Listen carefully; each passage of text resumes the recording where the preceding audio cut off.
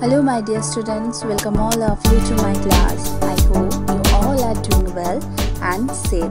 Today we will start the first chapter of geography, and that is our environment. So what we will study in this chapter? We will study about the definition of environment, different elements of environment, human influence on environment, degradation in environment, environmental conservation and its importance. So let's start our today's class with the first topic, and that is what is environment. In simple words, we can say that surroundings or conditions within which an individual organism exists is termed as environment. Our environment is a combination of both natural and human components. So, components of environment we can divide into three parts: natural, human and human made. Dear children, remember the components of environment again divided into three parts: natural, human made and human. Under natural we are having land, water, air. Okay, human components are just like the individuals, family, community, religion, educationals. Human made: road, bridges, buildings and parks. So natural environment, this environment again divided into two parts: biotic or biological or living components, abiotic physical or non-living components. Biotic components are like plants, animals, humans and other organisms.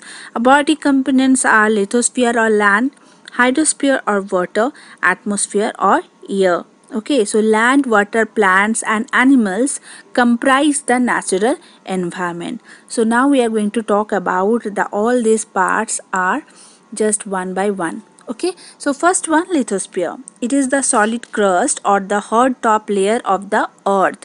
It contains landforms like mountain, plateaus and plains or valleys. Okay, next one, hydrosphere. Hydrosphere is the domain or realms of water. It contains water bodies like river, lakes, seas and oceans. Okay, so water supports all forms of life on the earth.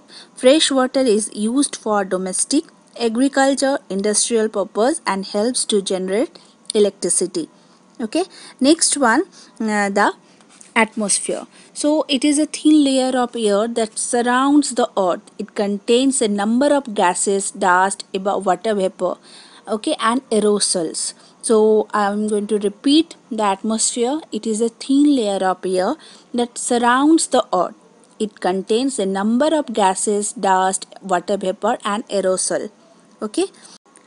It extends up to more than 1,000 kilometers above the Earth's surface. It is held around the Earth by its gravitational force. The air, which is a mixture of various gases, is useful to us in various ways. It has a thin layer called the ozone, which protects us from the harmful ultraviolet rays of the sun. Changes in the atmosphere result in change in weather and climate. Last component and very vital for our survival, and this one, biosphere. Life exists only in a narrow zone where land, water and air come in contact with each other. This domain is called biosphere, and this makes the earth a unique planet in the solar system. Living being exist only in the biosphere. So biosphere is the living component of the environment. It is a narrow zone of the earth where land, water, air and interact with each other to support life. I am going to repeat. It is a narrow zone of earth where land, water, air interact with each other to support life. Dear children, remember, within an ecosystem, all biotic organisms are dependent upon abiotic environment. So जितने सारे biotic organisms हैं वो सभी depend करते हैं abiotic environment के ऊपर, कोई भी ecosystem पे. Okay, next topic is ecology. Means, what is the definition of ecology?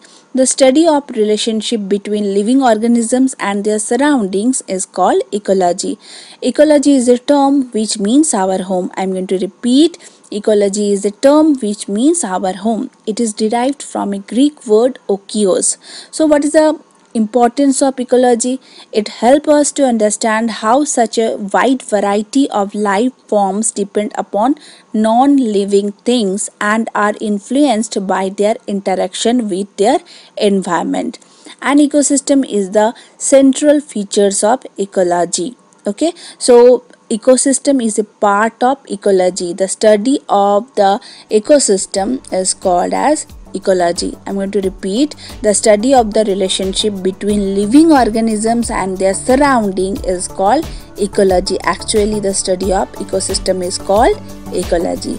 So my dear children, that's the end of today's session. We will meet in our next class with new topics. Till then, bye, take care and happy learning.